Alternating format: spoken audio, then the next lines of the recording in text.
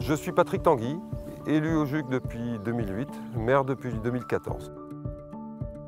Le JUC, c'est une commune de 737 habitants actuellement. En 2015, on a été retenu sur l'appel à manifestation d'intérêt départemental de revitalisation de centre-bourg. C'est vrai qu'à l'époque, on voyait les commerces se fermer. La problématique, elle était vraiment comment recréer une nouvelle vie dans le village et faire venir des gens.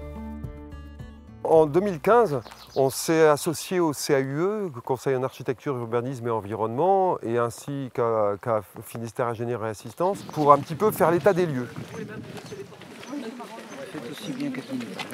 Alors là, le chantier qui est en train de se mettre en place, là, c'est la préparation d'un aménagement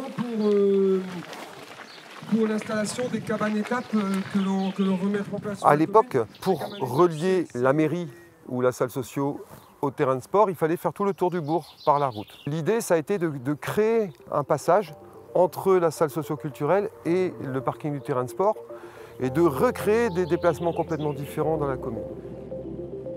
L'EPAB, l'établissement public d'aménagement de la baie de Douarnenez, a remis à jour un ruisseau qui était busé. On a recréé des méandres.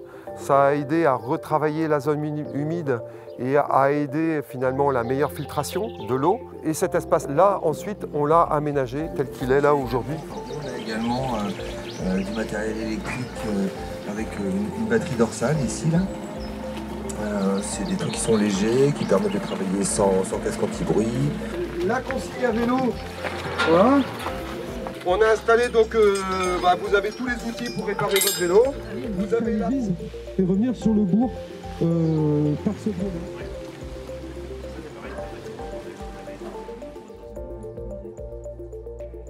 L'installation de la cour du JUC, pour nous, c'était quelque chose d'important parce qu'effectivement, c'était les propriétaires qui s'engageaient sur un projet privé. Ils ont fait le choix de le construire au JUC, ils auraient pu aller le faire ailleurs. Ils ont fait le choix de le construire sur leur lieu de vie.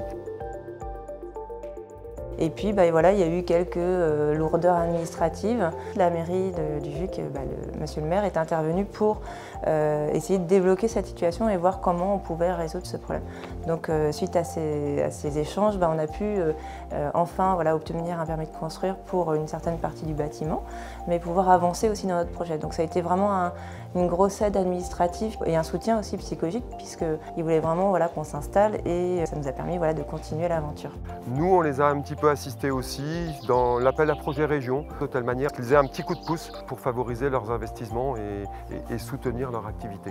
L'appel à projet, il y avait les subventions région qui nous ont permis aussi d'acquérir une deuxième machine pour pouvoir développer correctement notre activité. Une fois que la cour du JUC s'est installée, ça a donné envie à d'autres porteurs de projets de venir, la MAM qui s'est installée, la réflexologue, les ateliers de la grève blanche. Et puis surtout, on a vu la population à l'école augmenter. Ce sont des jeunes familles qui sont arrivées avec des enfants et on a la chance d'ouvrir une classe. On a discuté à l'époque avec Finistère Habitat sur un projet de rénovation d'un bâtiment pour faire du logement social. C'est eux qui nous ont dit pourquoi pas aller sur cette grande maison qui est en vente au cœur de bourg. L'idée étant de dédier le rez-de-chaussée de cette maison à la création d'un commerce et dans la partie grange latérale, faire du logement. Au départ, c'est du coup la commune du JUC qui nous a contactés au TAC 29 pour une réflexion autour de cet ancien commerce en fait, qui était vide depuis plusieurs années. Ils se demandaient comment faire, quoi. Et moi, j'ai rencontré du coup Patrick Tanguy et puis l'équipe municipale à ce moment-là, avant la réponse à l'appel à projet, pour réfléchir à qu'est-ce qu'on pourrait proposer ici comme activité économique ou socio-économique, surtout dans l'idée de répondre aux besoins des habitants et de la commune.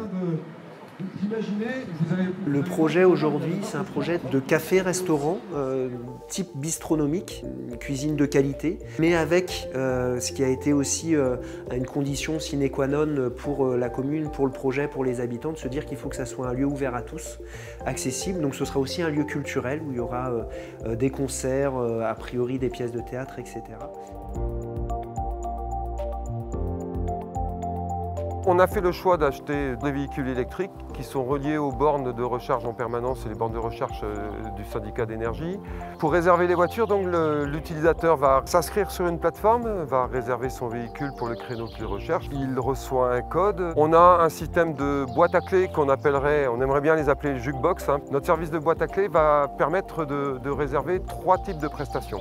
Là, donc il y a une boîte à clés qui est prévue pour les 2 véhicules. Il y a une autre boîte à clés qui sera prévue pour l'accès aux cabanes étapes que l'on va mettre en place pour les randonneurs vélos. Et la 3e boîte à clés, à terme, on va la dédier aussi à des vélos électriques en libre service. Notre second mandat, il est déjà écrit. C'est des choses qui sont lancées, des travaux qui sont en cours, beaucoup de travaux. On se donne comme objectif d'aller jusqu'au bout. Maintenant, il faut laisser les choses se faire tranquillement et que tout le monde s'approprie les lieux nouveaux qu'on aura développés.